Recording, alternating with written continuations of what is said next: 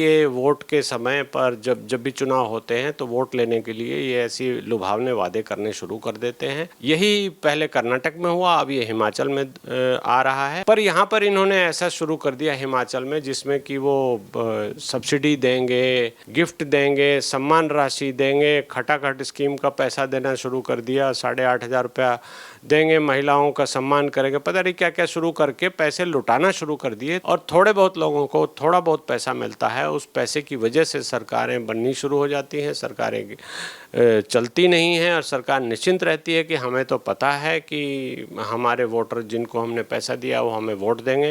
ये देखेंगे हिमाचल प्रदेश में भी यही हो रहा है। जिस तरह से सरकार वहाँ बनी, लोगों को बड़े लुभावने वादे किए गए, अब वो लोग पछता रहे हैं कि हमने एक सरकार को चुन दिया और हमें वो बेनिफिट भी नहीं मिल रहे। हिमाचल प्रदेश की जनता को ओपीएस से लेकर तमाम चीजें फ्री देने की बात करने वाली कांग्रेस के वादे जो हैं वो खोखले नजर आ रहे हैं। अभी चुनाव को बीते ज्यादा साल भी नहीं हुए हैं, सिर्फ 1.5-2 साल हुए हैं और इसी बीच मुख्यमंत्री का बयान सामने आया है कि आर्थिक तंगी के चलते वो अपना 2 महीने का वेतन नहीं लेंगे। किस तरीके से देख रहे हैं सर आप इस आर्थिक तंगी को, जिस पर आज कांग्रेस भी चुप है और लगातार हिमाचल प्रदेश के मुख्यमंत्री कह रहे हैं कि हमें केंद्र से पैसा चाहिए?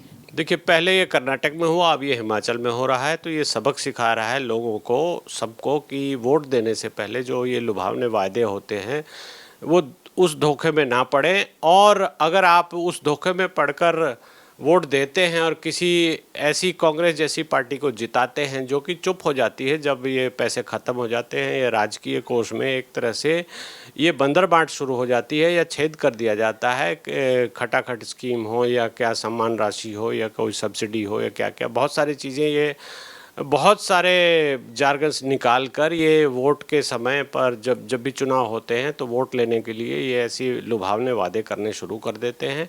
यही पहले कर्नाटक में हुआ, अब ये हिमाचल में आ रहा है। और जैसा कि आपने बताया कि कांग्रेस पार्टी इस पर कोई स्टैंड नहीं ले रही, कोई बयान नहीं दे रही, कुछ नहीं कह रही कि अब इसको हम कैसे सॉल्व करेंगे। जैसे हमारा देश है तो हमारे देश में जितने भी राज्य हैं, जो भी 30-32 राज्य हैं, इन सब राज्यों का एक डिस्ट्रीब्यूशन है पैसे का।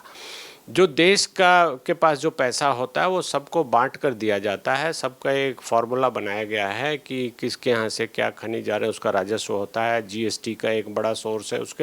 उसके अलावा केंद्र सरकार ग्रांट भी देती है, सब्सिडी भी देती है, बहुत सारे हेड्स में पैसा आता है। तो वो राज्य सरकार के बजट में वो पैसा आता है, राज्य सरकार को उस बजट के हेड के हिसाब से खर्च करना होता है। पर यहाँ पर इन्होंने ऐसा शुरू कर दिया हिमाचल में जिसमें कि वो सब्सिडी देंगे, गिफ्ट देंगे, सम्मान राशि देंगे, खटाखट स्कीम का पैसा देना शुरू कर दिया, 8,500 रुपया देंगे, महिलाओं का सम्मान करेंगे, पता नहीं क्या क्या शुरू करके पैसे लुटाना शुरू कर दिए। तो ये केंद्र सरकार ने तो पैसे वो किसी और काम के लिए दिए थे, तो आप उस तरह से नहीं लुटा सकते हैं। और राज्य के विकास के लिए जहाँ सड़क बननी है, जहाँ पर पुल बनने हैं, जहाँ पर बिजली पानी का प्रावधान होना है, उस प्रावधान को तो आपने किया नहीं। वो पैसे सब्सिडी के रूप में दाएं बाएं करके आपने लुटाने शुरू कर दिए। तो जाहिर सी बात है कि उस प्रांत विशेष का कोई विकास नहीं होगा, कुछ भी नहीं होगा, और लोग थोड़े से पैसे के लालच में आ जाएंगे और किसी पार्टी को वोट देकर सत्ता में ला देंगे। उसके बाद वो पार्टी निश्चित है कि हम पैसे तो बांट ही रहे, हम दोबारा भी जीत जाएंगे, तिबारा भी जीत जाएंगे। तो ये बहुत ही गलत है। हमारे डेमोक्रेसी में ये अभी रिसेंट फिनोमेना है और इसको लेकर याचिका भी डाली गई है। सुप्रीम कोर्ट के सामने ये विषय आया है, गंभीरता से सुप्रीम कोर्ट इस पर विचार भी कर रही है। लेकिन ये एक ऐसी समस्या है जिसका समाधान बहुत जल्दी, क्योंकि ये सोशल, पॉलिटिकल, इकोनॉमिक सारे कारणों से जुड़ा हुआ है, आपस में उलझा हुआ है। तो इसका समाधान कानूनी रूप से, लीगली समाधान निकालना थोड़ा मुश्किल लग रहा है। इसलिए ये जो हिमाचल में हो रहा है या इसके पहले कर्नाटक में हुआ या अभी देखेंगे आप दिल्ली में हो रहा है, जो सब्सिडी के आड़ में पैसा, बहुत सारा पैसा लुटाना शुरू कर देती हैं सरकारें। और जब चुनाव आता है तो बहुत लुभावने वादे करते हैं कि हम ये देंगे।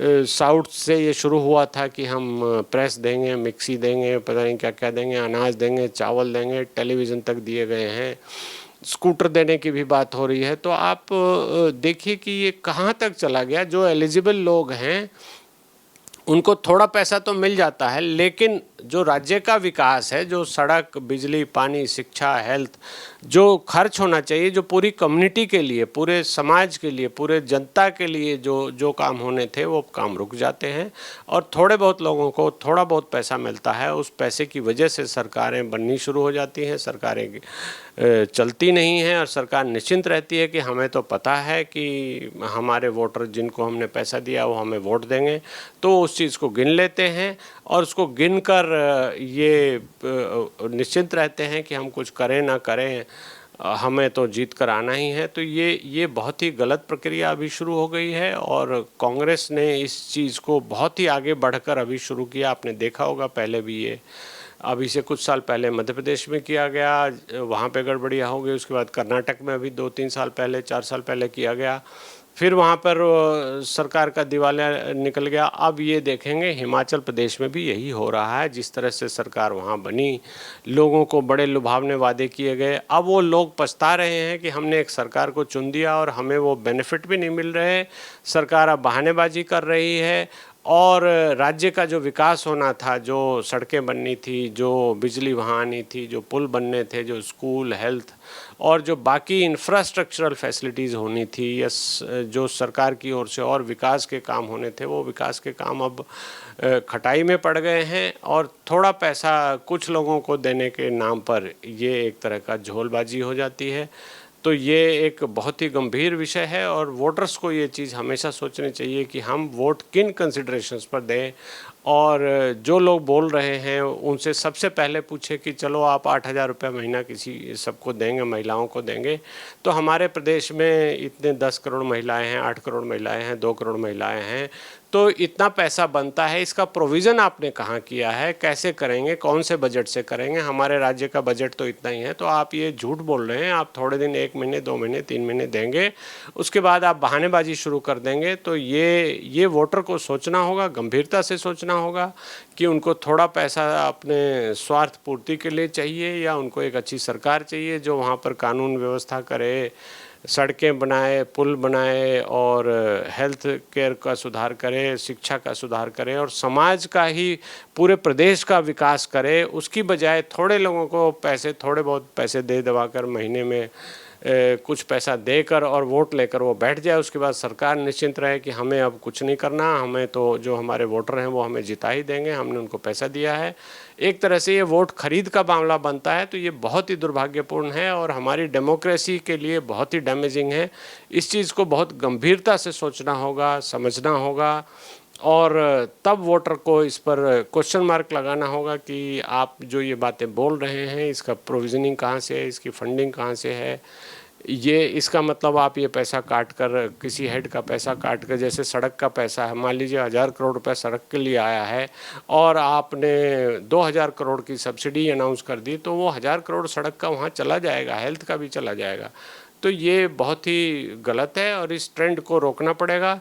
कानूनी रूप से इसको लेकर हमारे संविधान निर्माताओं ने इस तरह के प्रावधान पहले नहीं किए थे, लेकिन चूंकि सुप्रीम कोर्ट इस विषय पर अभी विचार विमर्श कर रहा है और इस पर पिटीशन भी लगी है, तो मुझे लगता है कि कोई न कोई रास्ता निकलेगा और ये रुकना चाहिए। सर, जब सुप्रीम कोर्ट में फ्रीबीज को लेकर याचिका लगाई गई तो इन्हीं राज्यों की सरकार, यानी कि जो पार्टियां सरकार चला रही हैं, चाहे फिर वो दिल्ली हो या हिमाचल प्रदेश हो, इन लोगों ने कहा कि हम तो जनता की मूलभूत जो सुविधाएं हैं उन्हीं को दे रहे हैं, ये फ्रीबीज में पैसा लुटाना नहीं हुआ। पर आज हिमाचल प्रदेश की तरफ से ये तक कहा गया है कि जो पूर्व सरकारों के द्वारा सब्सिडी दी जा रही थी हिमाचल प्रदेश के लोगों को, अब वो भी वापस लेने की बात कर रही है सरकार की। वो भी तो मूलभूत सुविधाएं हैं, पर उन्हें वापस क्यों ले रहे हैं? देखिए, ये इसके दो पहलू हो सकते हैं। सबसे पहले तो ये बदले की भी राजनीति हो सकती है कि पहले की सरकार ने ये सब्सिडीज़ दी थी, हम इसको विड्रॉ कर रहे हैं, तो ये बदले की भावना से भी हो सकता है ऐसा पॉलिटिकल डिसीजन लिया गया हो। दूसरा ये हो सकता है कि हमें जो फ्रीबीज बांटनी है उसके लिए पैसा कम पड़ रहा है, तो हम उन सब्सिडीज़ को ख़त्म करके इस पैसे को यहाँ डाइवर्ट करके और तब आपको दे रहे हैं। तो ये इसका एक पहलू ये भी हो सकता है ये। लेकिन कुल मिलाकर सम एंड सब्सटेंस आप कहेंगे कि ये बहुत ही गंभीर विषय है और इस पर गंभीरता से जनता को भी, वोटर को भी, लोगों को भी, पॉलिटिकल पार्टीज़ को भी, कोर्ट्स को भी और जो सिविल सोसाइटी है, जो लोग इन सब चीज़ों पे निगाह रखते हैं उन सबको गंभीरता से सोचना चाहिए और इनको रोकने की दिशा में ही कार्रवाई होनी चाहिए। बहुत बहुत धन्यवाद सर।